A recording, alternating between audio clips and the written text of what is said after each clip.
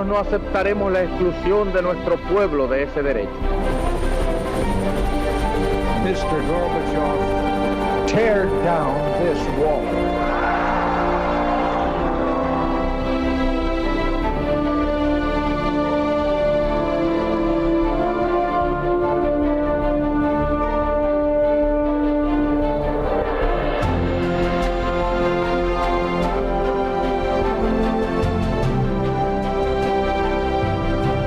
Buenas noches, señoras y señores. Bienvenidos a Tiempos Modernos. Es muy conocida la presencia de tropas alemanas en África durante la Segunda Guerra Mundial y quien más y quien menos ha oído hablar del Afrika Korps y del mariscal Rommel. Pero las hazañas de los alemanes en el continente negro son anteriores. Se remontan a 1914, el año de comienzo de la Primera Guerra Mundial.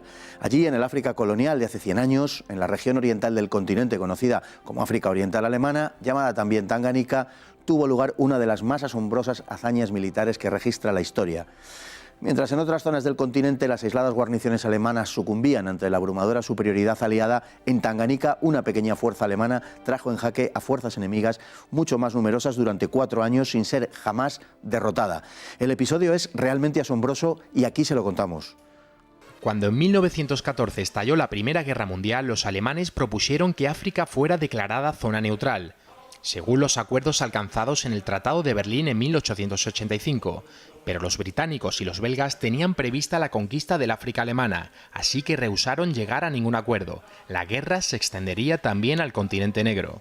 Confiados en el tratado, los alemanes no disponían de más contingentes que los necesarios para mantener el orden, y dado el dominio británico de los mares, tampoco tenían la posibilidad de hacer llegar más tropas a África. Así, en agosto de 1914, la colonia de Togo cayó en 3 semanas, a manos de una fuerza conjunta franco-británica de efectivos muy superiores. Hasta julio de 1915, los alemanes resistieron en África del Sudoeste, y aún más tiempo, pese a su patente inferioridad, lo lograron en Camerún, donde prolongaron los combates hasta comienzos de 1916. Las cosas fueron diferentes en el África Oriental, hoy Tanzania, donde al frente de las tropas alemanas se hallaba un militar poco convencional, el teniente coronel von Lettow-Vorbeck, que a sus 44 años disponía de una larga experiencia de combate en China y en África del Sudoeste, la actual Namibia. La fuerza alemana en Tanganica estaba compuesta por unos escasísimos efectivos de unos 200 oficiales europeos y unos 2.000 askaris, soldados indígenas distribuidos en 14 compañías que se completaron con la movilización de otras 15 entre la población europea de la colonia. Los soldados indígenas pronto demostrarían su valía, valerosos y disciplinados, aunque dotados con un armamento precario y anticuado. A los primeros enfrentamientos en el Océano Índico le seguirían las operaciones en tierra. Con un impresionante dinamismo, Lettow se dirigió de inmediato a cortar el ferrocarril Mombasa-Kampala para aislar el interior e inutilizar el principal puerto keniano, esencial para la llegada de refuerzos británicos, al tiempo que aseguraba sus propios puertos de Tanga y Dar es Salaam, y disponía la defensa en el sur frente a Rodesia. Todo ello con un armamento obsoleto, unos efectivos ridículamente escasos y nulas posibilidades de recibir ayuda desde Europa. Aunque las fuerzas británicas eran unas 5 veces superiores, fracasaron en la toma de Tanga, cuyos defensores indígenas los británicos creían presa fácil para sus tropas hindúes, en la que sería la primera de una larga serie de reveses durante los meses siguientes. Los ecos de aquella inesperada victoria alcanzaron la propia Alemania. En 1916, los aliados nombraron al general Jan Smuts general en jefe de unos 30.000 efectivos, británicos, indios y sudafricanos, muchos de ellos llegados de las otras partes de África donde los alemanes ya habían sido derrotados. Ante tal abismal desventaja, la táctica de Lettow fue la de evitar el presentar batalla en campo abierto y desarrollar una guerra de guerrillas. Su objetivo no podía ser derrotar a su enemigo, algo impensable, sino desgastarlo, golpeándolo donde él menos esperase. En el momento álgido de la campaña, los alemanes disponían de unos 11.500 hombres por 80.000 de los aliados, procedente de la Commonwealth, belgas y portugueses. En octubre de 1917, en Maiwa llegaría la peor derrota para los aliados, que perdieron casi el 60% de sus efectivos por el 20% de bajas de Lettow, algo gravísimo porque no podía reemplazarlas. Fiel a su estilo, sin embargo, emprendió la invasión de Mozambique portugués, con enorme éxito. La guerra de guerrillas que desplegó contra los desesperados aliados le permitió mantenerse durante meses hasta regresar a su base en Tanganica y realizar expediciones a Rodesia y el Congo. El armisticio del 11 de noviembre de 1918 le cogió planeando la enésima ofensiva. Hubieron de rendirse a los británicos, que rindieron honores militares a los 155 oficiales y suboficiales, a los 1.168 askaris y 3.500 porteadores supervivientes de la increíble aventura alemana en África Oriental. Pues para hablar de esta verdaderamente increíble aventura que trasciende el uniforme que vistieron esos soldados heroicos, tenemos hoy con nosotros a don Rafael Rodrigo. Muy buenas noches. Hola, buenas escritor, noches. Profesor, historiador y administrador del Foro Gran Capitán. De verdad que es un placer tenerle aquí, además, para hablar de esta cuestión que teníamos usted y yo pendiente desde hace tiempo, por cierto. Muchas gracias, don Fernando, como siempre, por la invitación. Pues un placer. Bueno, cuando volvieron repatriados de África, los hombres de von Lettow fueron recibidos como auténticos héroes, desfilaron bajo la puerta de Brandenburgo y fueron aclamados por la población como eso, como héroes. Lo eran, héroes de una guerra caballeresca, ¿no? Sí, la verdad es que fue la única unidad que tuvo el privilegio de desfilar en Berlín, en la puerta de Brandenburgo, reservado solamente para los héroes de guerra. Pero es que fue una guerra muy distinta. En la Primera Guerra Mundial estamos acostumbrados a ver siempre las trincheras, la artillería, los gases tóxicos, las máscaras. Y sin embargo, la guerra en África revistió unos caracteres muchísimo más caballerescos y distintos. Y acaso se podría parecer, salvando mucho las distancias, a esa guerra aérea también, un poco de caballeros armados, pero esta vez voladores, como el caso de von Richthofen, que se ha tratado en el programa. Lo cierto es que la relación que tenían los distintos oficiales entre ellos fue distinta de Europa. En Europa queda muy clara, por ejemplo, o se ha destacado mucho lo que es la tregua de Navidad de 1914. En África no solamente hubo tregua, es que incluso los oficiales llegaron a regalarse entre ellos hasta un árbol de Navidad. O sea, sí, la relación que tenían era otra cosa distinta de las matanzas europeas. Y además en esta guerra, bueno, caballeresca que decimos, que realmente es fascinante en cuanto a que una fuerza alemana mucho más reducida resultó victoriosa, nunca fue derrotada por unas fuerzas aliadas muy superiores.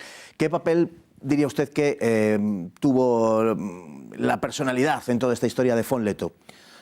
Lógicamente es capital, es decir, von Lettow supo asumir perfectamente qué rol tenía que desempeñar tanto él como la colonia de Tanganica, en este caso de la actual Tanzania. Supo convencer muy bien al gobernador alemán, al doctor von Schnee, de que no solamente debía ser una fuerza defensiva, sino que tenía que pasar inmediatamente a la defensiva con las tropas que tenía. Y además fue tanto un gran táctico como un gran estratega. Fue un gran táctico porque supo utilizar muy bien los pocos recursos que tenía, además los askaris y este soldado indígena tan sufrido.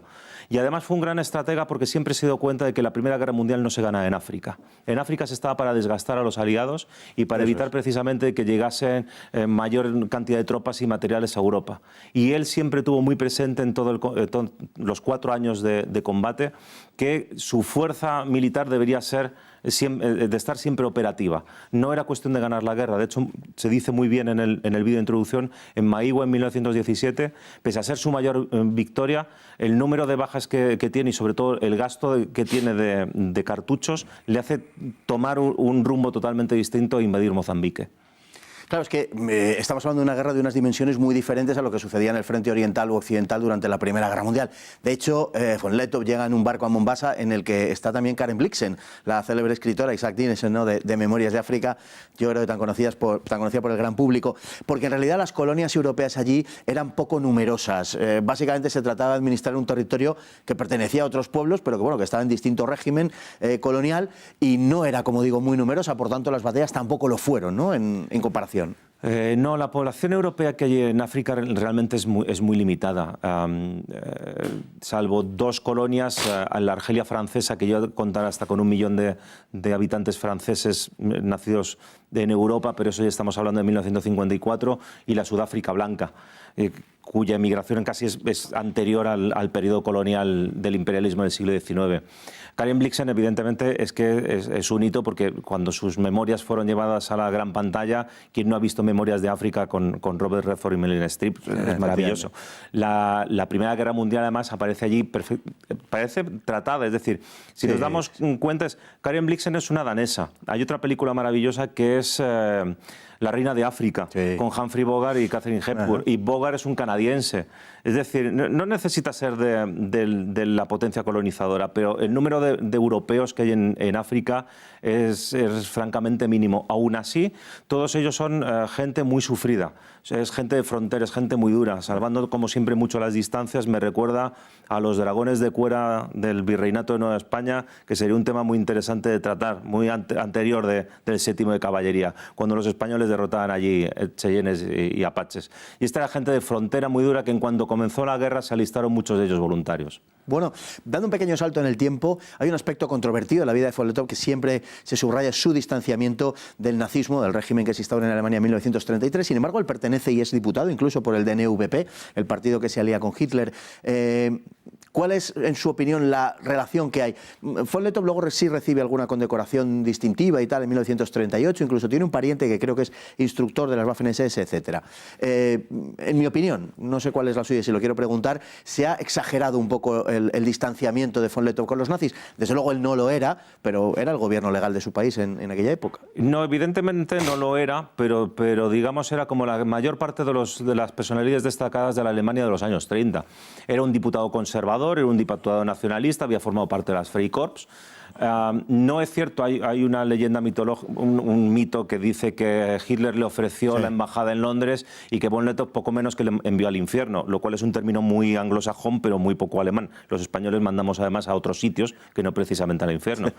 Sí aceptó un cargo en el año 38, es cierto que nunca fue movilizado, nunca tuvo mando directo en tropas, tampoco se afilió al partido nazi, pero lo cierto es que incluso Winston Churchill tenía muy buena opinión de él. O sea, cuando a Churchill le preguntan, terminada la Segunda Guerra Mundial, a quién pensaba que se podría encargar la dirección de esa nueva Alemania derrotada después de la Segunda Guerra Mundial, él señaló a von Lettow. Bueno, vamos a un episodio, nos queda muy poquito tiempo y no quiero quedarme sin ese episodio, sin contar ese episodio. Al final de su vida, poco antes de morir, 5 años antes de morir, von Lettow va a África Oriental, y es recibido en la antigua Tanzania, que ya era una colonia inglesa en ese momento, aunque le quedaba poco tiempo para independizarse, es recibido en loor de multitudes por sus antiguos askaris.